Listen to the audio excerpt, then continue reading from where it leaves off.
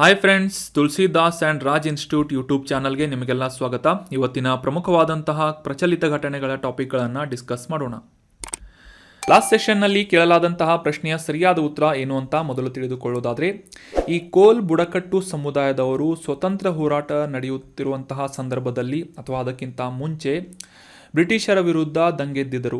ಈ ಕೋಲ್ ಮ್ಯೂಟಿನಿ ಅಂತ ಕರೆಸಿಕೊಳ್ಳುವಂತಹ ಈ ಕೋಲ್ ದಂಗೆ ನಡೆದಂತಹ ವರ್ಷ ಯಾವುದು ಅಂತ ಗುರುತಿಸಬೇಕಾಗಿದ್ದು, ಆಪ್ಷನ್ಗಳಲ್ಲಿ 1896, 1922, 1831 ಅಥವಾ 1952 ಅಂತ ನೀಡಲಾಗಿತ್ತು. ಆಪ್ಷನ್ 4 1952 ಹೀಗೆ ವ್ಯಾನಿಷ್ ಆಗುತ್ತೆ, ಯಾಕಂತಂದರೆ ಸ್ವತಂತ್ರ ನಂತರದ ಡೇಟ್ ಆಗಿದೆ ಇದು 1952 ಅಂತ. ಸೊ ಇದನ್ನು ಎಲಿಮಿನೇಟ್ ಮಾಡಿಬಿಡಿ. ಅದೇ ರೀತಿಯಾಗಿ ಉಳಿದಂತೆ ಈ ಮೂರು ಆಪ್ಷನ್ಗಳಲ್ಲಿ ಸರಿಯಾದ ಉತ್ತರ ಯಾವುದು ಅಂತಂದರೆ ಆಪ್ಷನ್ 3 1831 ಇಸವಿಯಲ್ಲಿ ಬ್ರಿಟಿಷರ ನಿಯಮಾವಳಿಗಳ ವಿರುದ್ಧವಾಗಿ ಈ ಕೋಲ್ ಸಮುದಾಯದವರು ದಂಗೆದ್ದಿದ್ದರು. ಇದನ್ನು ಕೋಲ್ ಮ್ಯೂಟಿನಿ ಅಂತ ಕೂಡ ಕರೆಯಲಾಗುತ್ತದೆ. ಕೋಲ್ ಅಪ್ರೈಸಿಂಗ್ ಅಂತ ಕೂಡ ನಾವು ಇತಿಹಾಸದಲ್ಲಿ ಓದಿರ್ತೀವಿ. ಮುಖ್ಯವಾಗಿ ಈ ಕೋಲ್ ಬುಡಕಟ್ಟು ಸಮುದಾಯದವರು ನಮ್ಮ ಭಾರತದ ಮಧ್ಯಪ್ರದೇಶ ರಾಜ್ಯದಲ್ಲಿ, ಅದರ ಉತ್ತರ ಭಾಗದಲ್ಲಿ ಮತ್ತು ಒಡಿಶಾ, ಮಹಾರಾಷ್ಟ್ರ, ಜಾರ್ಖಂಡ್ ಈ ರೀತಿಯಾದಂತಹ ಪ್ರಮುಖ ರಾಜ್ಯಗಳಲ್ಲಿ ವಾಸಿಸುತ್ತಿರುವಂತಹ ಬುಡಕಟ್ಟು ಸಮುದಾಯದವರಾಗಿದ್ದಾರೆ. ಮುಖ್ಯವಾಗಿ ಈ ಒಂದು ಕೋಲ್ ಮ್ಯೂಟಿನಿಗೆ ಸಂಬಂಧಪಟ್ಟಂತಹ ಇತಿಹಾಸವನ್ನು ನೋಡೋದಾದರೆ 1831 ಬ್ರಿಟಿಷರ ಈ ನಿಯಮಾವಳಿಗಳ ವಿರುದ್ಧವಾಗಿ ಈ ಕೋಲ್ ಸಮುದಾಯಕ್ಕೆ ಸಂಬಂಧಪಟ್ಟಂತಹ ಜನರು ಬುದ್ದು ಭಗತ್, ಜೋವಾ ಭಗತ್, ಜಿಂಡ್ರಾಯ್ ಮಾಂಕಿ, ಮದಾರ್ ಮಹತೋ ಈ ರೀತಿಯಾದಂತಹ ನಾಯಕರ ನೇತೃತ್ವದಲ್ಲಿ ಈ ಕೋಲ್ ಮ್ಯೂಟಿನಿಗೆ ಸಾಕ್ಷಿಯಾಗಿದ್ದರು. 1831 ವೆರಿ ಇಂಪಾರ್ಟೆಂಟ್, ನೋಟ್ ಮಾಡಿ ಇಟ್ಕೊಳ್ಳಿ. ಆನ್ಸರ್ ಮಾಡಿದಂಥ ಎಲ್ಲ ಸ್ಟೂಡೆಂಟ್ಸ್ಗಳಿಗೆ ಕಾಂಗ್ರ್ಯಾಚುಲೇಷನ್ಸ್, ವೆರಿ ವೆಲ್ ಡನ್. ಇದೇ ರೀತಿಯಾಗಿ ಡಿಸ್ಕಷನ್ನಲ್ಲಿ ಭಾಗವಹಿಸ್ತಾ ಇರಿ, ನಿಮ್ಮ ಆನ್ಸರ್ಗಳನ್ನು ಕಮೆಂಟ್ ಮಾಡ್ತಾ ಇರಿ ಅಂತ ಹೇಳ್ತಾ ಇವತ್ತಿನ ಪ್ರಶ್ನೆ ಏನು ಅಂತ ನೋಡೋಣ. ಆನ್ಸರ್ ಮಾಡೋದಕ್ಕೆ ಟ್ರೈ ಮಾಡಿ. ಸೀ ಗ್ರಾಸ್ ಅಥವಾ ಸಮುದ್ರದ ಹುಲ್ಲು, ಇದರ ಬಗ್ಗೆ ನಾವು ರೀಸೆಂಟಾಗಿ ಒಂದು ಆರ್ಟಿಕಲ್ನಲ್ಲಿ ಡೀಟೇಲ್ ಆಗಿ ಡಿಸ್ಕಸ್ ಮಾಡಿದ್ವಿ. ಸೊ ಈ ಸೀ ಗ್ರಾಸ್ ಬಗ್ಗೆ ಈ ಕೆಳಗಿನ ಹೇಳಿಕೆಗಳಲ್ಲಿ ಯಾವುದು ತಪ್ಪಾದಂತಹ ಹೇಳಿಕೆಯಾಗಿದೆ, ರಾಂಗ್ ಸ್ಟೇಟ್ಮೆಂಟ್ ಯಾವುದಾಗಿದೆ ಅಂತ ಗುರುತಿಸಬೇಕಾಗಿದೆ. ಆಪ್ಷನ್ಗಳಲ್ಲಿ ಈ ಸೀ ಗ್ರಾಸ್ ಅಥವಾ ಸಮುದ್ರ ಹುಲ್ಲನ್ನು ಪ್ರಪಂಚದಾದ್ಯಂತ ಕಾಣಬಹುದಾಗಿದೆ ಅಂತ ಇದೆ. ಆಪ್ಷನ್ 2 ಅಥವಾ ಸ್ಟೇಟ್ಮೆಂಟ್ 2. ಈ ಸೀ ಗ್ರಾಸ್ ವಿವಿಧ ಪೌಷ್ಟಿಕಾಂಶಗಳು ಮತ್ತು ಔಷಧೀಯ ಗುಣಗಳನ್ನು ಹೊಂದಿದೆ ಅಂತ ಇದೆ. ಆಪ್ಷನ್ 3 ಅಥವಾ ಸ್ಟೇಟ್ಮೆಂಟ್ 3. ಸಮುದ್ರ ಹುಲ್ಲು ಸಹದ್ಯುತಿ ಸಂಶ್ಲೇಷಣೆಯನ್ನು ಮಾಡುವುದರ ಮೂಲಕ ಆಮ್ಲಜನಕವನ್ನು ಉತ್ಪಾದಿಸುತ್ತದೆ ಅಂತ 3ನೇ ಸ್ಟೇಟ್ಮೆಂಟ್ ಇದೆ. ಅಥವಾ ಆಪ್ಷನ್ 4 ಮೇಲಿನ ಯಾವುದು ತಪ್ಪಾಗಿಲ್ಲ ಅಂತ ಸ್ಟೇಟ್ಮೆಂಟ್ ಇದೆ, ಅಥವಾ ಮೇಲಿನ ಯಾವುದೂ ಅಲ್ಲ ಅಂತ ಇದ್ದು, ಈ ಸ್ಟೇಟ್ಮೆಂಟ್ಗಳಲ್ಲಿ ಯಾವುದು ತಪ್ಪಾದಂತಹ ಸ್ಟೇಟ್ಮೆಂಟ್ ಆಗಿದೆ ಅಂತ ಕಮೆಂಟ್ ಬಾಕ್ಸ್ನಲ್ಲಿ ಕಮೆಂಟ್ ಮಾಡಿ. ನೆಕ್ಸ್ಟ್ ಸೆಷನ್ನಲ್ಲಿ ಈ ಒಂದು ಆನ್ಸರನ್ನು ಮತ್ತು ಸಮುದ್ರ ಹುಲ್ಲಿನ ಬಗ್ಗೆ ಕೆಲವೊಂದಿಷ್ಟು ಇಂಪಾರ್ಟೆಂಟ್ ಮಾಹಿತಿಗಳನ್ನು ಆರ್ಟಿಕಲ್ನಲ್ಲಿ ಡಿಸ್ಕಸ್ ಮಾಡೋಣ. ಈ ಇಮೇಜ್ನಲ್ಲಿ ಕೂಡ ನೋಡ್ಬೋದು, ಸಮುದ್ರದ ತಳಭಾಗದಲ್ಲಿ ಬೆಳೆದಿರುವಂತಹ ಈ ಹುಲ್ಲನ್ನು ಸಮುದ್ರ ಹುಲ್ಲು ಅಥವಾ ಸೀ ಗ್ರಾಸ್ ಅಂತ ಕೂಡ ಕರೆಯಲಾಗುತ್ತದೆ. ಇನ್ನು ಇವತ್ತಿನ ಆರ್ಟಿಕಲ್ಗೆ ಸಂಬಂಧಪಟ್ಟಂತಹ ಪ್ರಶ್ನೆಯನ್ನು ನೋಡೋದಾದರೆ, ಈ ಟ್ಯಾಂಪರಾ ಸರೋವರ ಯಾವ ರಾಜ್ಯದಲ್ಲಿದೆ ಅಂತ ಪ್ರಶ್ನೆ ಇದೆ. ಆಪ್ಷನ್ಗಳಲ್ಲಿ ಕರ್ನಾಟಕ, ಉತ್ತರ ಪ್ರದೇಶ್, ಒಡಿಶಾ ಅಥವಾ ಮಧ್ಯಪ್ರದೇಶ ಅಂತ ನೀಡಲಾಗಿದ್ದು, ಸರಿಯಾದ ಉತ್ತರ ಏನು ಅಂತಂದರೆ ಆಪ್ಷನ್ 3 ಒಡಿಶಾ ರಾಜ್ಯದಲ್ಲಿ ಈ ಟ್ಯಾಂಪರಾ ಅನ್ನುವ ಸರೋವರ ಅಥವಾ ಲೇಕ್ ಟ್ಯಾಂಪರಾ ಲೊಕೇಟ್ ಆಗಿದೆ. Option 3 Odisha is right answer. ಮೊದಲಿಗೆ ಕಾಂಟೆಕ್ಸ್ಟನ್ನು ಅರ್ಥ ಮಾಡ್ಕೊಳ್ಳೋದಾದರೆ, ಈ ಒಡಿಶಾದಲ್ಲಿರುವಂತಹ ಟ್ಯಾಂಪರಾ ಅನ್ನುವ ಸರೋವರದ ಸುತ್ತಮುತ್ತ ಕಾನೂನು ಬಾಹಿರವಾದಂತಹ ನಿರ್ಮಾಣಗಳು, ಕಾನ್ಸ್ಟ್ರಕ್ಷನ್ಸ್ಗಳು ನಿರ್ಮಾಣವಾಗ್ತಾ ಇವೆ ಅಂತ ಈ ಒಂದು ಅವುಗಳನ್ನು ತಡೆಯುವಂತಹ ನಿಟ್ಟಿನಲ್ಲಿ ಒಡಿಶಾ ಸರ್ಕಾರ ಕೆಲವೊಂದಿಷ್ಟು ಕಾರ್ಯಗಳನ್ನು ಕೈಗೊಳ್ಳಬೇಕಾಗಿದೆ ಅಂತ, ಕ್ರಮಗಳನ್ನು ಕೈಗೊಳ್ಳಬೇಕು ಅಂತ ಈ national green tribunal NGT national green tribunal ಅಥವಾ ರಾಷ್ಟ್ರೀಯ ಹಸಿರು ನ್ಯಾಯಮಂಡಳಿಯಿಂದ ಆದೇಶವನ್ನು ನೀಡಲಾಗಿದೆ, ನಿರ್ದೇಶನವನ್ನು ನೀಡಲಾಗಿದೆ ಅಂತ ನ್ಯೂಸ್ನಲ್ಲಿ ಪಬ್ಲಿಷ್ ಆಗಿತ್ತು. ಸೊ ಹೀಗಾಗಿ ಈ ಟ್ಯಾಂಪರಾ ಅನ್ನುವ ಈ ಲೇಕ್ ಬಗ್ಗೆ, ಅಥವಾ ಲೇಕ್ ಅಂದರೆ ಸರೋವರ, ಈ ಸರೋವರದ ಕುರಿತಾದಂಥ, ಅದರಲ್ಲೂ ಮುಖ್ಯವಾಗಿ ಇದರ location examination point of view important ಆಗುತ್ತೆ. ಸೊ ಹೀಗಾಗಿ ಇದರ ಲೊಕೇಶನ್ ಕುರಿತಾದಂಥ ಮಾಹಿತಿಯನ್ನು ಡಿಸ್ಕಸ್ ಮಾಡೋಣ. ಈ ಒಂದು ಇಮೇಜ್ನಲ್ಲಿ ನೀವೆಲ್ಲ ಕಾಣ್ತಿರ್ಬೋದು, ಒಡಿಶಾದ ದಕ್ಷಿಣ ಭಾಗದಲ್ಲಿ ಈ ಕರಾವಳಿಯೊಂದಿಗೆ ಹತ್ತಿಕೊಂಡಂತೆ ಅಥವಾ ಅದಕ್ಕೆ ಜಾಯಿಂಟ್ ಆದಂತೆ ಕಾಣುವಂತಹ, ಆದರೂ ಕೂಡ ಕರಾವಳಿಯಿಂದ ಸಾಕಷ್ಟು ದೂರದಲ್ಲಿರುವಂತಹ ಸಿಹಿ ನೀರಿನ ಸರೋವರ ಯಾವುದು ಅಂತಂದರೆ ಟ್ಯಾಂಪರಾ ಅನ್ನುವ ಹೆಸರಿನ ಲೇಕ್ ಆಗಿದೆ ಅಥವಾ ಸರೋವರ ಆಗಿದೆ. ಇದು ಈ ಒಡಿಶಾದ ಪ್ರಸಿದ್ಧವಾದಂತಹ ಚಿಲ್ಕಾ ಲಗೂನ್ ಸರೋವರಕ್ಕೆ ಅತಿ ಸಮೀಪದಲ್ಲಿರುವಂತಹ ಒಂದು ಸರೋವರವಾಗಿದ್ದು ಸಾಕಷ್ಟು ವೈವಿಧ್ಯತೆಯನ್ನು ಹೊಂದಿರುವಂತಹ ಜೌಗು ಪ್ರದೇಶವಾಗಿ ಕೂಡ ಈ ಟ್ಯಾಂಪರಾ ಸರೋವರ ಗುರುತಿಸಿಕೊಳ್ಳುತ್ತದೆ. ಇನ್ನು ಈ ಒಂದು ಸರೋವರದಲ್ಲಿ ಸುಮಾರು 60 ಜಾತಿಯ ಪಕ್ಷಿಗಳನ್ನು, ಅದರ ಸುತ್ತಮುತ್ತಲೂ 60 ಜಾತಿಯ ಪಕ್ಷಿಗಳನ್ನು, 46 ಜಾತಿಯ ಮೀನುಗಳನ್ನು ಮತ್ತು ಕನಿಷ್ಠ ಪಕ್ಷ 48 ಜಾತಿಯ ಫೈಟೋಪ್ಲಾಂಕ್ಟನ್ ಅನ್ನುವ ಸೂಕ್ಷ್ಮ ಜೀವಿಗಳನ್ನು ಕಾಣಬಹುದಾಗಿದ್ದು, ಈ ಒಂದು ಜೌಗು ಪ್ರದೇಶದ ಸುತ್ತಮುತ್ತ ಸುಮಾರು ಈ 7 ಪ್ರಭೇದದ ಪ್ರಮುಖವಾದಂತಹ ಮ್ಯಾಕ್ರೋಫೈಟ್ಸ್ಗಳನ್ನು, ಸೂಕ್ಷ್ಮ ಜೀವಿಗಳನ್ನು ಕೂಡ ಕಾಣಬಹುದಾಗಿದೆ. ಅಷ್ಟೇ ಅಲ್ಲದೆ ಸಾಕಷ್ಟು ದುರ್ಬಲ ಪ್ರಭೇದಗಳಿಗೆ ಅಂತಂದರೆ ಈ ಎಂಡೇಂಜರ್ಡ್ ಸ್ಪೀಸೀಸ್ ಅಂತ ಏನು ಕರಿತೇವೆ, ಸಂರಕ್ಷಣೆಯನ್ನು ಒದಗಿಸಲ್ಪಟ್ಟಂತಹ ಜೀವಿಗಳನ್ನು ಅಥವಾ ಪ್ರಭೇದಗಳನ್ನು ಈ ಟ್ಯಾಂಪರಾ ಸರೋವರದ ಸುತ್ತಮುತ್ತ ನಾವು ಕಾಣಬಹುದಾಗಿದೆ. 2010ರಲ್ಲಿ ಈ ಪರಿಸರ, ಅರಣ್ಯ ಮತ್ತು ಹವಾಮಾನ ಬದಲಾವಣೆ ಸಚಿವಾಲಯ ಅಥವಾ ministry of forest, environment and climate change ಅಂತ ಏನು ಕರಿತೇವೆ, ಹವಾಮಾನ ಬದಲಾವಣೆ ಅಂತ. ಸೊ ಈ ಒಂದು ಮಿನಿಸ್ಟ್ರಿ ಅಥವಾ ಸಚಿವಾಲಯದ ಅಡಿಯಲ್ಲಿ ಸಿದ್ಧಪಡಿಸಲಾದಂತಹ ವೆಟ್ಲ್ಯಾಂಡ್ ಅಟ್ಲಾಸ್ ಅನ್ನುವ ಈ ಒಂದು ರಿಪೋರ್ಟ್ನಲ್ಲಿ ಈ ಒಂದು ಟ್ಯಾಂಪರಾ ಸರೋವರನ್ನು ಕೂಡ ಇನ್ಕ್ಲೂಡ್ ಮಾಡಲಾಗಿತ್ತು. ಸೊ ವೆರಿ ಇಂಪಾರ್ಟೆಂಟ್, ಇದು ಒಂದು ಜೌಗು ಪ್ರದೇಶವಾಗಿ ಗುರುತಿಸಿಕೊಳ್ಳುವಂತಹ ಸರೋವರವಾಗಿದೆ. ಅಷ್ಟೇ ಅಲ್ಲದೆ ಇದು ಸಿಹಿ ನೀರನ್ನು ಹೊಂದಿದೆ ಅನ್ನೋದು ಕೂಡ ವಿಶೇಷತೆಯಾಗಿದೆ. ಯಾಕಂತಂದರೆ ಇದು ಈ ಚಿಲ್ಕಾ ಸರೋವರಕ್ಕೆ ಸಾಕಷ್ಟು ಸಮೀಪ ಇರುವುದರಿಂದ ಕೂಡ ಇದ್ರೂ ಕೂಡ ಈ ಚಿಲ್ಕಾ ಸರೋವರ ಹೊಂದಿದಂತೆ ಈ ಉಪ್ಪು ನೀರನ್ನು ಈ ಟ್ಯಾಂಪರಾ ಸರೋವರ ಹೊಂದಿಲ್ಲ. ಆದರೆ ಇದು ಒಂದು ಸಿಹಿ ನೀರಿನ ಸರೋವರವಾಗಿ ಒಡಿಶಾದ ದಕ್ಷಿಣ ಭಾಗದಲ್ಲಿ ಇದನ್ನು ಗುರುತಿಸಬಹುದಾಗಿದೆ. ಅದೇ ರೀತಿಯಾಗಿ ಈ ಕಾಂಟೆಕ್ಸ್ಟ್ನಲ್ಲಿ ಡಿಸ್ಕಸ್ ಮಾಡಲಾದ ಹಾಗೆ ಈ ಟ್ಯಾಂಪರಾ ಸರೋವರದ ಸುತ್ತಮುತ್ತ ಸಾಕಷ್ಟು ಕಾನೂನುಬಾಹಿರವಾದಂತಹ ಇಲ್ಲಿಗಲ್ ಕಾನ್ಸ್ಟ್ರಕ್ಷನ್ಸ್ಗಳು ನಿರ್ಮಾಣವಾಗ್ತಾ ಇವೆ. ಇದನ್ನು ತಡಿಬೇಕು ಅಂತ ಈ ನ್ಯಾಷನಲ್ ಗ್ರೀನ್ ಟ್ರಿಬ್ಯುನಲ್ನಿಂದ ಒಂದು ಆದೇಶವನ್ನು ಹೊರಡಿಸಲಾಗಿದೆ ಅಂತ ನ್ಯೂಸ್ನಲ್ಲಿ ಅಥವಾ ಕಾಂಟೆಕ್ಸ್ಟನ್ನು ನಾವು ಅರ್ಥ ಮಾಡ್ಕೊಂಡಿದ್ವಿ. ಸೊ ಹೀಗಾಗಿ ಈ ನ್ಯಾಷನಲ್ ಗ್ರೀನ್ ಟ್ರಿಬ್ಯುನಲ್ ಅಥವಾ ಈ ರಾಷ್ಟ್ರೀಯ ಹಸಿರು ನ್ಯಾಯಮಂಡಳಿಯ ಕುರಿತಾದಂತಹ ಕೆಲವೊಂದಿಷ್ಟು ಇಂಪಾರ್ಟೆಂಟ್ ಮಾಹಿತಿಗಳನ್ನು ಕೂಡ ರಿವೈಸ್ ಮಾಡೋಣ. ಆಲ್ರೆಡಿ ನಾವು ಸಾಕಷ್ಟು ಬಾರಿ ಈ ನ್ಯಾಷನಲ್ ಗ್ರೀನ್ ಟ್ರಿಬ್ಯುನಲ್ ಬಗ್ಗೆ ಡಿಸ್ಕಸ್ ಮಾಡಿದ್ವಿ, ಆದರೂ ಕೂಡ ಈ ಪಾಯಿಂಟ್ಸ್ಗಳನ್ನು ರಿವೈಸ್ ಮಾಡೋಣ. 2010ರ ನ್ಯಾಷನಲ್ ಗ್ರೀನ್ ಟ್ರಿಬ್ಯುನಲ್ ಆ್ಯಕ್ಟ್ ಅದರ ಅಡಿಯಲ್ಲಿ ಸ್ಥಾಪನೆಯಾದಂತಹ ನ್ಯಾಯಮಂಡಳಿಯಾಗಿ ಈ ನ್ಯಾಷನಲ್ ಗ್ರೀನ್ ಟ್ರಿಬ್ಯುನಲ್ ಅಥವಾ ರಾಷ್ಟ್ರೀಯ ಹಸಿರು ನ್ಯಾಯಮಂಡಳಿ ಗುರುತಿಸಿಕೊಳ್ಳುತ್ತದೆ. ಇದು ಕಾಯ್ದೆಯ ಮೂಲಕ ಜಾರಿಗೊಳಿಸಿದ್ದರಿಂದ ಶಾಸನಬದ್ಧವಾದಂತಹ ಅಧಿಕಾರವನ್ನು ಹೊಂದಿದಂತಹ ಸಂಸ್ಥೆಯಾಗಿ ಭಾರತದಲ್ಲಿ ಗುರುತಿಸಿಕೊಳ್ಳುತ್ತೆ.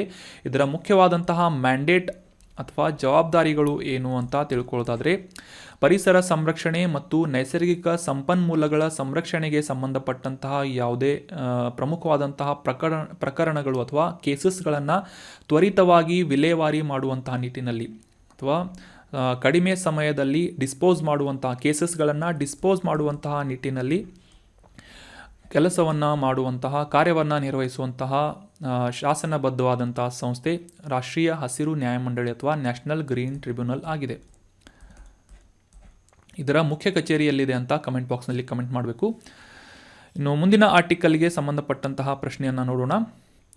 PM ಉಷಾ ಅಥವಾ ಪ್ರಧಾನಮಂತ್ರಿ ಉಷಾ ಅನ್ನುವ ಈ ಒಂದು ಯೋಜನೆಯ ಕುರಿತಾಗಿ ಈ ಕೆಳಗಿನ ಹೇಳಿಕೆಗಳಲ್ಲಿ ಯಾವುದು ಸರಿ ಅಥವಾ ತಪ್ಪು? ಈ ಹೇಳಿಕೆ ಸರಿ ಅಥವಾ ತಪ್ಪು ಅಂತ ಗುರುತಿಸಬೇಕಾಗಿದೆ. ಸ್ಟೇಟ್ಮೆಂಟ್ ಏನು ಅಂತಂದರೆ, ಈ PM ಉಷಾ ಅನ್ನುವ ಈ ಯೋಜನೆ ಕೇಂದ್ರ ಪ್ರಾಯೋಜಿತ ಸೆಂಟ್ರಲಿ ಸ್ಪಾನ್ಸರ್ಡ್ ಸ್ಕೀಮ್ ಆಗಿದ್ದು ಎಲ್ಲ ಸರ್ಕಾರಿ ಕಾಲೇಜುಗಳನ್ನು ಮಾತ್ರ ಮೇಲ್ದರ್ಜೆಗೆ ಏರಿಸುವಂತಹ ಒಂದು ಸಹಾಯವನ್ನು ಮಾಡುವಂತಹ ಒಂದು ಸ್ಕೀಮ್ ಆಗಿದೆ, ಯೋಜನೆಯಾಗಿದೆ ಅಂತ ಈ ಒಂದು ಸ್ಟೇಟ್ಮೆಂಟನ್ನು ನೀಡಲಾಗಿದೆ. ಇದು ಸರಿ ಅಥವಾ ತಪ್ಪು ಅಂತ ಗುರುತಿಸಬೇಕಾಗಿದ್ದು ಇದು ತಪ್ಪಾದಂತಹ ಸ್ಟೇಟ್ಮೆಂಟ್ ಆಗಿದೆ. Option B falls.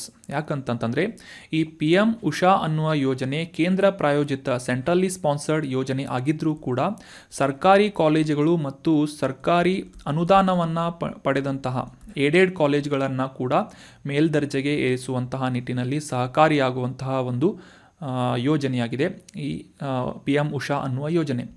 ಈ PM ಉಷಾ ಅನ್ನುವ ಯೋಜನೆಯ ಫುಲ್ ಫಾರ್ಮ್ ಏನು ಅಂತ ತಿಳ್ಕೊಳ್ಳೋದಾದರೆ, ಉಷಾ ಅನ್ನುವ ಯೋಜನೆಯ ಫುಲ್ ಫಾರ್ಮ್ ಏನು ಅಂತ ತಿಳ್ಕೊಳ್ಳೋದಾದರೆ ಪ್ರಧಾನಮಂತ್ರಿ ಉಚ್ಚತರ ಶಿಕ್ಷಾ ಅಭಿಯಾನ್. ಪ್ರಧಾನಮಂತ್ರಿ ಉಚ್ಚತರ ಶಿಕ್ಷಾ ಅಭಿಯಾನ್ ಅನ್ನೋದು ಈ PM ಉಷಾ ಯೋಜನೆಯ ಫುಲ್ ಫಾರ್ಮ್ ಆಗಿದೆ. ಇತ್ತೀಚೆಗೆ ಈ ಒಂದು ಅಭಿಯಾನ ಅಥವಾ ಈ ಒಂದು ಸ್ಕೀಮ್ ಯಾಕೆ ನ್ಯೂಸ್ನಲ್ಲಿತ್ತು ಅಂತ ಕಾಂಟೆಕ್ಸ್ಟನ್ನು ಅರ್ಥ ಮಾಡ್ಕೊಳ್ಳೋದಾದ್ರೆ, ದೇಶದಾದ್ಯಂತ ಸುಮಾರು 14 ರಾಜ್ಯಗಳು ಮತ್ತು ಕೇಂದ್ರಾಡಳಿತ ಪ್ರದೇಶಗಳು ಈ ಕೇಂದ್ರದ ಶಿಕ್ಷಣ ಸಚಿವಾಲಯದೊಂದಿಗೆ ಒಂದು ಮೆಮೊರಂಡಮ್ ಆಫ್ ಅಂಡರ್ಸ್ಟ್ಯಾಂಡಿಂಗ್ MOU ಅಂತ ಏನು ಕರಿತೇವೆ, ಜ್ಞಾಪಕ ಪತ್ರ ಅಂತ ಕರೆಸಿಕೊಳ್ಳುವಂತಹ ಈ ಮೆಮೊರಂಡಮ್ ಆಫ್ ಅಂಡರ್ಸ್ಟ್ಯಾಂಡಿಂಗನ್ನು ಈ ಪ್ರಧಾನಮಂತ್ರಿ ಉಚ್ಚತರ ಶಿಕ್ಷಾ ಅಭಿಯಾನದ ಕುರಿತಾಗಿ ಸಹಿ ಹಾಕಿವೆ ಅಂತ ನ್ಯೂಸ್ನಲ್ಲಿ ಪಬ್ಲಿಷ್ ಆಗಿತ್ತು. ಅಂದರೆ ಈ ಒಂದು ಪ್ರಧಾನಮಂತ್ರಿ ಉಚ್ಚತರ ಶಿಕ್ಷಾ ಅಭಿಯಾನ್, ಈ ಒಂದು ಪ್ರಧಾನಮಂತ್ರಿ PM ಉಷಾ ಅನ್ನುವ ಯೋಜನೆಯನ್ನು ಅನುಷ್ಠಾನಗೊಳಿಸುವಂತೆ ಒಂದು ಉದ್ದೇಶದಿಂದ 14 ರಾಜ್ಯಗಳು, ಯೂನಿಯನ್ ಟೆರಿಟರೀಸ್ಗಳು ಅಥವಾ ಈ ಕೇಂದ್ರಾಡಳಿತ ಪ್ರದೇಶಗಳು ಮೆಮೊರಂಡಮ್ ಆಫ್ ಅಂಡರ್ಸ್ಟ್ಯಾಂಡನ್ನು ಸಹಿ ಹಾಕಿವೆ. ಹೀಗಾಗಿ ಈ ಪ್ರಧಾನಮಂತ್ರಿ ಉಚ್ಚತರ ಶಿಕ್ಷಾ ಅಭಿಯಾನ್ ಈ ಒಂದು ಸ್ಕೀಮ್ ಬಗ್ಗೆ ಡೀಟೇಲ್ ಆಗಿ ಈ ಒಂದು ಆರ್ಟಿಕಲ್ನಲ್ಲಿ ಡಿಸ್ಕಸ್ ಮಾಡೋಣ. ಮುಖ್ಯವಾಗಿ ಇದಕ್ಕಿಂತ ಮುಂಚೆ ಇದ್ದಂತಹ ರಾಷ್ಟ್ರೀಯ ಉಚ್ಚತರ ಶಿಕ್ಷಾ ಅಭಿಯಾನ್ ಅಂದರೆ ಈ ಒಂದು ಹೈಯರ್ ಎಜುಕೇಷನ್ ಇನ್ಸ್ಟಿಟ್ಯೂಷನ್ಗಳನ್ನು ಅಪ್ಗ್ರೇಡ್ ಮಾಡುವಂತಹ ನಿಟ್ಟಿನಲ್ಲಿ ಇದಕ್ಕಿಂತ ಮುಂಚೆ ರೂಸಾ ಅನ್ನುವ ಯೋಜನೆ ಜಾರಿಯಲ್ಲಿತ್ತು, ರಾಷ್ಟ್ರೀಯ ಉಚ್ಚತರ ಶಿಕ್ಷಾ ಅಭಿಯಾನ್ ಅಂತ. ಅದಾದ ನಂತರ ಇತ್ತೀಚೆಗೆ 2020ರಲ್ಲಿ ನ್ಯಾಷನಲ್ ಎಜುಕೇಷನ್ ಪಾಲಿಸಿ ಜಾರಿಗೆ ಬಂದ ನಂತರ ಈ ರೂಸಾ ಅನ್ನುವ ಸ್ಕೀಮನ್ನು, ಅದರ ಹೆಸರನ್ನು ಬದಲಾಯಿಸಿ ಪ್ರಧಾನಮಂತ್ರಿ ಉಚ್ಚತರ ಶಿಕ್ಷಾ ಅಭಿಯಾನ್ ಅನ್ನುವ PM ಉಷಾ ಅನ್ನುವ ಯೋಜನೆಯನ್ನು ಜಾರಿಗೊಳಿಸಲಾಗಿತ್ತು. ಮುಖ್ಯವಾಗಿ ಈ ಒಂದು PM ಉಷಾ ಯೋಜನೆಯ ಉದ್ದೇಶ ಏನು ಅಂತ ತಿಳ್ಕೊಳ್ಳೋದಾದರೆ, ಆಲ್ರೆಡಿ ಪ್ರಶ್ನೆಯಲ್ಲೇ ನಾವು ಡಿಸ್ಕಸ್ ಮಾಡಿದ್ವಿ. It covers government and government aided institutions for state and union territories for upgradation. ಈ ಒಂದು ಸರ್ಕಾರಿ ಮತ್ತು ಸರ್ಕಾರದಿಂದ ಅನುದಾನವನ್ನು ಪಡೆದಂತಹ ಸರ್ಕಾರಿ ಅನುದಾನಿತ ಅಥವಾ ಗೌರ್ಮೆಂಟ್ ಏಡೆಡ್ ಸರ್ಕಾರಿ ಮತ್ತು ಸರ್ಕಾರಿ ಅನುದಾನವನ್ನು ಪಡೆದಂತಹ ಈ ಶಿಕ್ಷಣ ಸಂಸ್ಥೆಗಳನ್ನು ಅಪ್ಗ್ರೇಡ್ ಮಾಡುವಂತಹ, ಮೇಲ್ದರ್ಜೆಗೆ ಏರಿಸುವಂತಹ ನಿಟ್ಟಿನಲ್ಲಿ ಅನುಕೂಲವನ್ನು ಮಾಡಿಕೊಡುವಂತಹ ಮತ್ತು ಸಾಕಷ್ಟು ಫಂಡಿಂಗ್ಸ್ಗಳನ್ನು ನೀಡುವಂತಹ ನಿಟ್ಟಿನಲ್ಲಿ ಕಾರ್ಯವನ್ನು ನಿರ್ವಹಿಸುತ್ತಿರುವಂತಹ ಯೋಜನೆ ಯಾವುದು ಅಂತಂದರೆ ಪ್ರಧಾನಮಂತ್ರಿ ಉಚ್ಚತರ ಶಿಕ್ಷಾ ಅಭಿಯಾನ್ ಆಗಿದೆ. ಇದು ಸೆಂಟ್ರಲಿ ಸ್ಪಾನ್ಸರ್ಡ್ ಸ್ಕೀಮ್ ಆಗಿದೆ. ಸೆಂಟ್ರಲಿ ಸ್ಪಾನ್ಸರ್ಡ್ ಅಥವಾ ಕೇಂದ್ರ ಪ್ರಾಯೋಜಿತ ಅಂತ ಕನ್ನಡದಲ್ಲಿ ನಾವು ಅರ್ಥ ಮಾಡ್ಕೋಬೋದು. ಪ್ರಾಯೋಜಿತ ಮತ್ತು ಸೆಂಟ್ರಲ್ ಸೆಕ್ಟರ್ ಸ್ಕೀಮ್ಗಳಲ್ಲಿ 2 ಟೈಪ್ ಇರುತ್ತೆ. ಒಂದು ಸೆಂಟ್ರಲ್ ಸೆಕ್ಟರ್ ಸ್ಕೀಮ್ ಅಂತ, ಇನ್ನೊಂದು ಸೆಂಟ್ರಲಿ ಸ್ಪಾನ್ಸರ್ಡ್ ಸ್ಕೀಮ್ ಅಂತ ಇರುತ್ತೆ. ಸೆಂಟ್ರಲ್ ಸೆಕ್ಟರ್ ಸ್ಕೀಮ್ ಅಂತಂದರೆ ಈ ಒಂದು ಯಾವುದೇ ಯೋಜನೆಗಳನ್ನು ಕಂಪ್ಲೀಟಾಗಿ ಕೇಂದ್ರದಿಂದ ಫಂಡಿಂಗ್ಸ್ಗಳನ್ನು ಅಥವಾ ನಿಧಿಗಳನ್ನು ಪ್ರೊವೈಡ್ ಮಾಡಲಾಗುತ್ತೆ. ಫಾರ್ ಎಕ್ಸಾಂಪಲ್ PM ಕಿಸಾನ್ ಅನ್ನುವ ಯೋಜನೆ. PM ಕಿಸಾನ್ ಯೋಜನೆಯಲ್ಲಿ ಏನಾಗುತ್ತೆ ಅಂತಂದರೆ, ಈ ರೈತರಿಗೆ ನೀಡಲಾಗುವಂತಹ 6,000 ರೂಪಾಯಿಗಳ ವಾರ್ಷಿಕವಾದಂತಹ ಒಂದು ನಿಧಿ ಅಥವಾ ಒಂದು ಡೈರೆಕ್ಟ್ ಬೆನಿಫಿಟ್ ಟ್ರಾನ್ಸ್ಫರ್ ಮೂಲಕ ನೀಡಲಾಗುವಂತಹ ಹಣವನ್ನು ಕಂಪ್ಲೀಟಾಗಿ ಕೇಂದ್ರದಿಂದ ಭರಿಸಲಾಗುತ್ತೆ. ಅದನ್ನು ಸೆಂಟ್ರಲ್ ಸೆಕ್ಟರ್ ಸ್ಕೀಮ್ ಅಂತ ಕರೆಯಲಾಗುತ್ತೆ. ಅದೇ ರೀತಿಯಾಗಿ ಸೆಂಟ್ರಲಿ ಸ್ಪಾನ್ಸರ್ಡ್ ಸ್ಕೀಮ್ ಅಂತಂದರೆ ಈ ಕೇಂದ್ರ ಪ್ರಾಯೋಜಿತ ಯೋಜನೆ ಏನು ಅಂತಂದರೆ, ಈ ಒಂದು ಯಾವುದೇ ಒಂದು ಯೋಜನೆಯನ್ನು ಕೇಂದ್ರದಿಂದ ಆಯೋಜನೆ ಅಥವಾ ಒಂದು ಸ್ಪಾನ್ಸರ್ಶಿಪ್ಪನ್ನು ನೀಡಲಾಗುತ್ತೆ. ಫಾರ್ ಎಕ್ಸಾಂಪಲ್ ಈ ಒಂದು ಯೋಜನೆಗೆ ಬೇಕಾದಂತಹ ನಿಧಿ ಅಥವಾ ಫಂಡ್ಗಳಲ್ಲಿ ಕೆಲವೊಂದಿಷ್ಟು ಪರ್ಸೆಂಟ್ಗಳಷ್ಟು ಮಾತ್ರ ಕೇಂದ್ರದಿಂದ ಅನುದಾನವನ್ನು ನೀಡಿ ಉಳಿದಂತಹ ಒಂದು ಅನುದಾನವನ್ನು ಅಥವಾ ಫಂಡಿಂಗ್ಸ್ಗಳನ್ನು ಆಯಾ ರಾಜ್ಯಗಳು ಅಥವಾ ಕೇಂದ್ರಾಡಳಿತ ಪ್ರದೇಶಗಳಿಂದ ಭರಿಸಲಾಗುತ್ತದೆ. ಇದನ್ನು ಸೆಂಟ್ರಲಿ ಸ್ಪಾನ್ಸರ್ಡ್ ಸ್ಕೀಮ್ ಅಂತ ಕರೆಯಲಾಗುತ್ತೆ. This is the main difference between centrally sponsored scheme and central sector scheme. So ಈ PM ಉಷಾ ಅನ್ನುವ ಯೋಜನೆ ಏನಿದೆ ಇದು ಸೆಂಟ್ರಲಿ ಸ್ಪಾನ್ಸರ್ಡ್ ಸ್ಕೀಮ್ ಆಗಿದೆ. ಮುಖ್ಯವಾಗಿ ಈ ಭಾರತದಾದ್ಯಂತ ಇರುವಂತಹ ಈ ಹೈಯರ್ ಲೆವೆಲ್ ಎಜುಕೇಷನ್ ಇನ್ಸ್ಟಿಟ್ಯೂಷನ್ ಏನಿವೆ, ಒಂದು ಉಚ್ಚ ಶಿಕ್ಷಣ ಸಂಸ್ಥೆಗಳೇನಿದ್ದಾವೆ ಭಾರತದಲ್ಲಿ, ಅವುಗಳನ್ನು ಮೇಲ್ದರ್ಜೆಗೆ ಏರಿಸುವಂತಹ ನಿಟ್ಟಿನಲ್ಲಿ ಅನುದಾನವನ್ನು ನೀಡುವಂತಹ ಅಥವಾ ಸಹಾಯವನ್ನು ಮಾಡುವಂತಹ ಒಂದು ಸ್ಕೀಮ್ ಆಗಿದೆ. ಇನ್ನು ಮುಂದಿನ ಆರ್ಟಿಕಲ್ಗೆ ಸಂಬಂಧಪಟ್ಟಂತಹ ಪ್ರಶ್ನೆ, ಭಾರತದ ಮೊದಲ ಸೌರ ಮಿಷನ್ ಯಾವುದು? ಸೂರ್ಯನನ್ನು ಅಧ್ಯಯನ ಮಾಡುವುದಕ್ಕೆ ಲಾಂಚ್ ಮಾಡಲಾಗುವಂತಹ ಸೌರ ಮಿಷನ್ ಯಾವುದು ಅಂತ ಗುರುತಿಸಬೇಕಾಗಿದೆ. ಆಪ್ಷನ್ಗಳಲ್ಲಿ ಜವಾಹರ್ಲಾಲ್ ನೆಹರು ರಾಷ್ಟ್ರೀಯ ಸೌರ ಮಿಷನ್ ಅಂತ ಇದೆ. ಆಪ್ಷನ್ 2 ಕ್ಲಸ್ಟರ್ 1 ಅಂತ ಇದೆ. ಆಪ್ಷನ್ 3 ಮಿಷನ್ ಸೂರ್ಯ ಅಂತ ಇದೆ. ಅಥವಾ ಆಪ್ಷನ್ 4 ಆದಿತ್ಯ L1 ಅಂತ ಇದೆ. ಸರಿಯಾದ ಉತ್ತರ ಏನು ಅಂತಂದರೆ ಆಪ್ಷನ್ 4 ಆದಿತ್ಯ L1 ಅನ್ನುವ ಮಿಷನ್ನನ್ನು ಭಾರತದಿಂದ ಮೊದಲ ಬಾರಿಗೆ ಈ ಸೂರ್ಯನ ವಾತಾವರಣವನ್ನು ಅಧ್ಯಯನ ಮಾಡುವುದಕ್ಕಾಗಿ ಲಾಂಚ್ ಮಾಡಲಾಗ್ತಾ ಇರುವಂತಹ ಒಂದು ಮಿಷನ್ ಆಗಿದೆ ಆದಿತ್ಯ L1 ಅಂತ. ಸೊ ಈ ಆದಿತ್ಯ L1 ಕುರಿತಾಗಿ ಈ ಒಂದು ಆರ್ಟಿಕಲ್ನಲ್ಲಿ ಡೀಟೇಲ್ ಆಗಿ ಅಂಡರ್ಸ್ಟ್ಯಾಂಡ್ ಮಾಡ್ಕೊಳ್ಳೋಣ ಕಾನ್ಸೆಪ್ಟನ್ನು ಕೂಡ. ಆದಿತ್ಯ L1 ಮಿಷನ್ ರೀಸೆಂಟಾಗಿ ನ್ಯೂಸ್ನಲ್ಲಿ ಯಾಕೆ ಇತ್ತು ಅಂತ ಕಾಂಟೆಕ್ಸ್ಟನ್ನು ಅರ್ಥ ಮಾಡ್ಕೊಳ್ಳೋದಾದರೆ, ಭಾರತದ ಮೊದಲ ಸೌರ ಮಿಷನ್ ಆದಂತಹ ಈ ಆದಿತ್ಯ L1 ಅನ್ನುವ ಮಿಷನ್ನನ್ನು ಭಾರತದ ಒಡಿಶಾದ ಶ್ರೀಹರಿಕೋಟಾದ ಬಾಹ್ಯಾಕಾಶ ನಿಲ್ದಾಣದಿಂದ ಲಾಂಚ್ ಮಾಡುವಂತಹ ಸಿದ್ಧತೆಗಳನ್ನು ನಡೆಸಲಾಗಿದೆ ಅಂತ ನ್ಯೂಸ್ನಲ್ಲಿ ಪಬ್ಲಿಷ್ ಆಗಿತ್ತು. ಸೊ ಹೀಗಾಗಿ ಈ ಆದಿತ್ಯ L1 ಕುರಿತಾದಂತಹ ಕೆಲವೊಂದಿಷ್ಟು ವಿಶೇಷ ಮಾಹಿತಿಗಳನ್ನು ಈ ಒಂದು ಆರ್ಟಿಕಲ್ನಲ್ಲಿ ಡಿಸ್ಕಸ್ ಮಾಡೋಣ. ವೆರಿ ಇಂಪಾರ್ಟೆಂಟ್ ಆರ್ಟಿಕಲ್ ಆಗಿದೆ, ಕಾನ್ಸೆಪ್ಟನ್ನು ಕೂಡ ಅಂಡರ್ಸ್ಟ್ಯಾಂಡ್ ಮಾಡ್ಕೊಳ್ಳಿ. ಮೊದಲಿಗೆ ಈ ಭಾರತದ ಮೊದಲ ಬಾಹ್ಯಾಕಾಶ ಸಂಶೋಧನಾ ಒಂದು ಫೀಲ್ಡ್ನಲ್ಲಿ ಸೂರ್ಯನನ್ನು ಅಧ್ಯಯನ ಮಾಡಲಿಕ್ಕೆ ಈ ಒಂದು ಮಿಷನ್ನನ್ನು ಲಾಂಚ್ ಮಾಡಲಾಗ್ತಾ ಇದೆ. ಆದಿತ್ಯ L1 ಅನ್ನುವ ಮಿಷನ್ನನ್ನು ಲಾಂಚ್ ಮಾಡಲಾಗ್ತಾ ಇದೆ. ಸೊ ಇದನ್ನು ಈ polar satellite launch vehicle XL ಅನ್ನುವ ಹೆಸರಿನ ಉಡಾವಣಾ ವಾಹನದಿಂದ ಅಥವಾ ಲಾಂಚ್ ವೆಹಿಕಲ್ನಿಂದ ಲಾಂಚ್ ಮಾಡಲಾಗುವುದು ಅಂತ ಈ ಆದಿತ್ಯ L1 ಬಗ್ಗೆ ನ್ಯೂಸನ್ನು ಪಬ್ಲಿಷ್ ಮಾಡಲಾಗಿತ್ತು. ಅದೇ ರೀತಿಯಾಗಿ ಈ ಬಾಹ್ಯಾಕಾಶದಲ್ಲಿ ಸೂರ್ಯ ಮತ್ತು ಭೂಮಿಯ ನಡುವೆ ಇರುವಂತಹ ಈ ಲ್ಯಾಗ್ರೇಂಜ್ ಪಾಯಿಂಟ್ 1 L1 ಅಂತ ಇದನ್ನು ಕರೀತಾರೆ. ಆದಿತ್ಯ L1 ಅಂತಂದರೆ ಲ್ಯಾಗ್ರೇಂಜ್ ಪಾಯಿಂಟ್ 1 ಅಂತ ಇದನ್ನ ಕರೆಯಲಾಗುತ್ತೆ. ಸೊ ಈ ಒಂದು ಸೂರ್ಯನ ಸುತ್ತ ಇರುವಂತಹ ಹ್ಯಾಲೋ ಆರ್ಬಿಟ್ನಲ್ಲಿ ಈ ಲೊಕೇಟ್ ಮಾಡುವುದರ ಮೂಲಕ ಈ ಒಂದು ಮಿಷನ್ ಸೂರ್ಯನನ್ನು ಅದರ ಹೊರ ವಾತಾವರಣವನ್ನು ಅಧ್ಯಯನ ಮಾಡಲಿದೆ.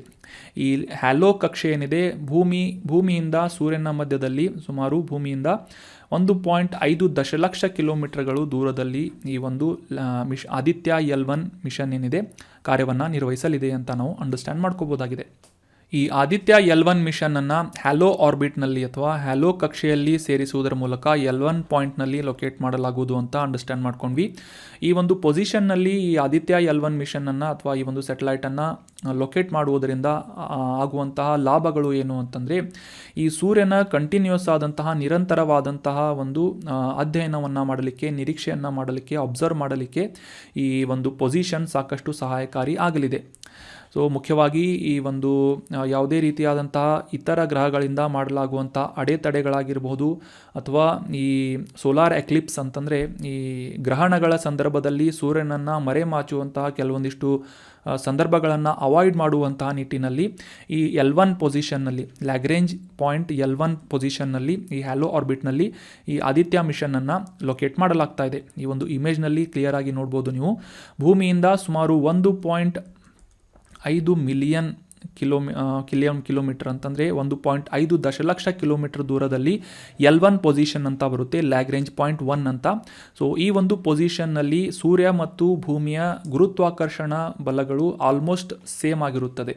ಸೊ ಹೀಗಾಗಿ ಒಂದು ನಿರ್ದಿಷ್ಟವಾದಂತಹ ಕಕ್ಷೆಯಲ್ಲಿ ಈ ಆದಿತ್ಯ L1 ಮಿಷನ್ ಲೊಕೇಟ್ ಮಾಡುವಂತಹ ಒಂದು ಉದ್ದೇಶದಿಂದ ಈ ಹ್ಯಾಲೋ ಆರ್ಬಿಟನ್ನು ಗುರುತಿಸಿ ಆ ಒಂದು ಕ್ಯಾಲ್ಕುಲೇಷನ್ಗಳ ಮುಖಾಂತರ ಗುರುತಿಸಿ ಈ ಒಂದು ಪೊಸಿಷನ್ನಲ್ಲಿ ಈ ಆದಿತ್ಯ ಮಿಷನನ್ನು ಲೊಕೇಟ್ ಮಾಡಲಾಗುವುದು. ಇದರಿಂದ ಸತತವಾಗಿ ಈ ಸೂರ್ಯನ ಹೊರಭಾಗದಲ್ಲಿರುವಂತಹ ವಾತಾವರಣ ಆಗಿರ್ಬೋದು, ಮುಖ್ಯವಾಗಿ ಈ ಒಂದು ಸೂರ್ಯನ ಸುತ್ತಮುತ್ತ ನಡೆಯುವಂತಹ ಸಾಕಷ್ಟು ಡೈನಾಮಿಕ್ಸ್ಗಳಾದಂತಹ ಅದರಲ್ಲೂ ಕೂಡ ಈ ಸೌರ ಮಾರುತಗಳು ಈ ಒಂದು ಇಮೇಜ್ನಲ್ಲಿ ನೋಡ್ಬೋದು ನೀವು.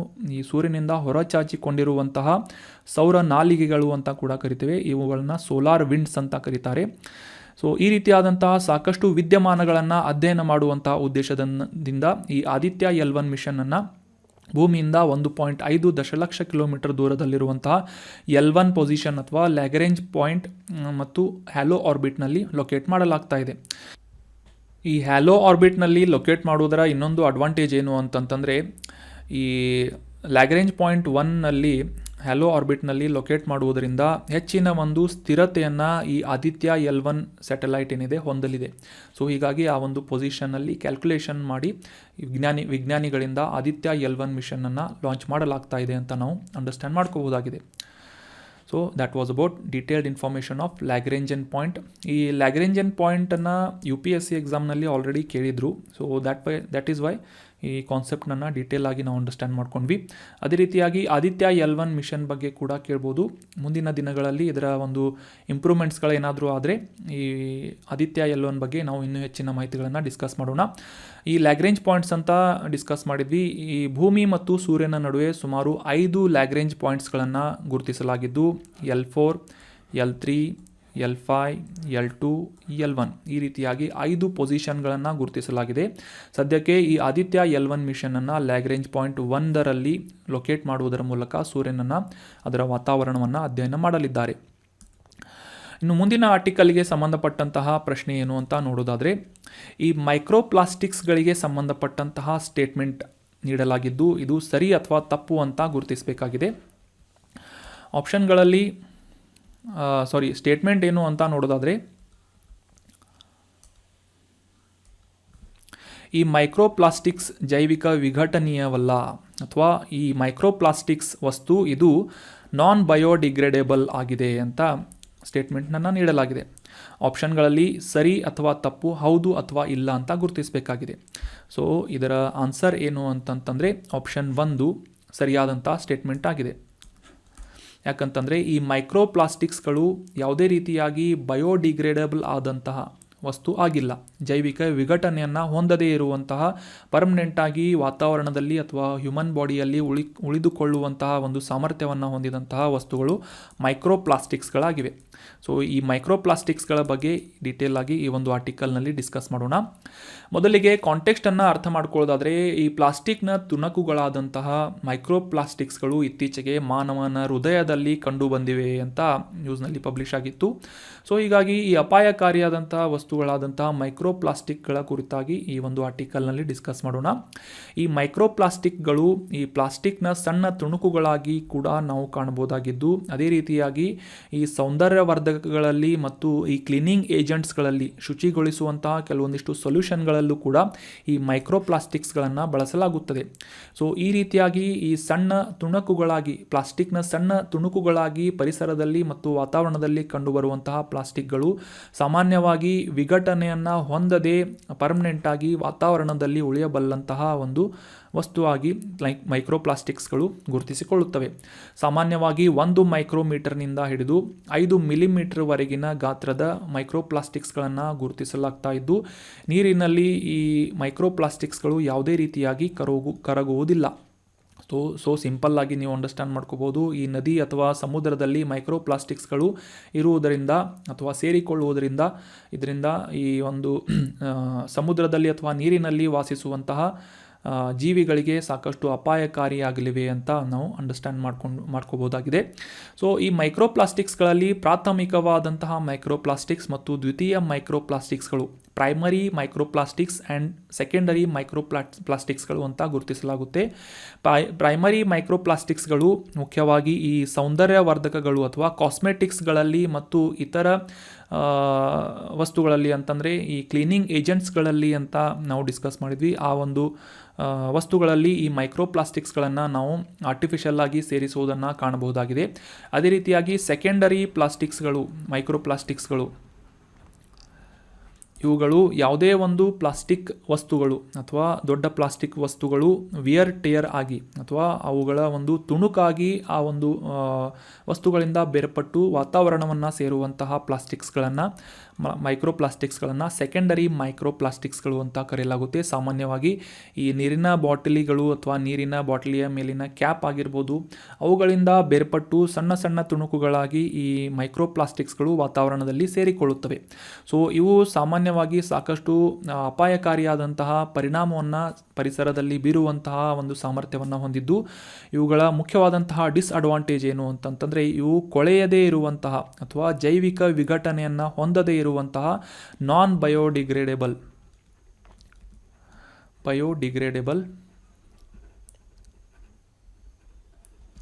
ವಸ್ತುಗಳಾಗಿ ಈ ಮೈಕ್ರೋಪ್ಲಾಸ್ಟಿಕ್ಸ್ಗಳನ್ನು ಗುರುತಿಸಲಾಗುತ್ತದೆ.